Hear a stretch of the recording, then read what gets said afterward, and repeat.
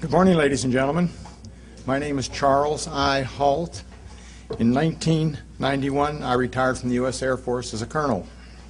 I was base commander of two large military installations, and at the time of my retirement was director of inspections directorate for the DoD Inspector General. In that capacity, I had inspection oversight of all military services and defense agencies. In 1980, I was the deputy base commander at RAF Bentwaters, the largest twin base complex in East Anglia. At the time, this was the largest tactical fighter wing in the Air Force. In late December 1980, I was called upon to investigate a very strange event, an event that was distracting our security police from their primary duties.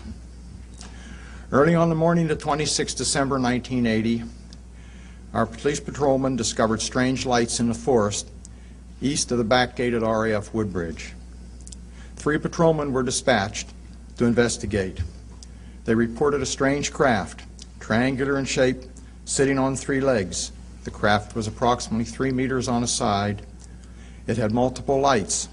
It rapidly maneuvered and quickly disappeared. I was not immediately aware of all the details, only being told of strange lights, and I assumed there was a reasonable explanation for this. 2 nights later, at the family Christmas party, I was interrupted by the on-duty police commander.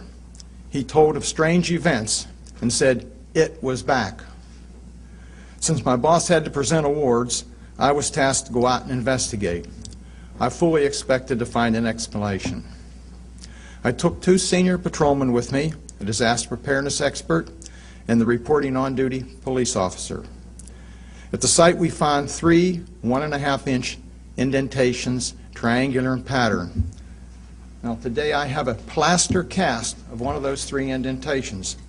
And as you can see, it's about 1.5 inches, maybe 2 inches deep, and about 9 inches across. An interesting point is that the forest floor there was very hard-packed sand. In order to make 3 impressions of this nature, it would have had to have been a very heavy object. We discovered mild radiation and evidence of broken branches on the trees. We suddenly observed a very bright red-orange object. It was oval and with a black center. It reminded me of an eye, and it appeared to be winking or blinking. It maneuvered horizontally through the trees with an occasional vertical movement. When approached, it receded and silently broke into 5 white objects. We moved out of the forest and onto a pasture and observed several objects in the sky, multiple objects to the north. They changed shape from elliptical to round. Several other objects were seen to the south. One approached at a very high speed and sent down a strange beam right at our feet. It was different than an ordinary light, and it didn't radiate. It was more like a laser beam. Another object sent down beams of light into the weapons storage area. The whole time we had difficulty communicating with the base, as all 3 radio frequencies that we were using kept breaking up. This activity continued for about an hour. During this entire event, I was fortunate to have with me my small pocket recorder. It's a little linear recorder that I carried around the base, usually to take notes because I didn't like to write much. So I recorded all the significant events that happened that night. Unfortunately, the tape recorder is no longer functional, but I do have a tape and a good copy of it.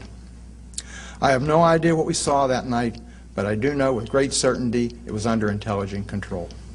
I thank you for your attention and will be available for questions after.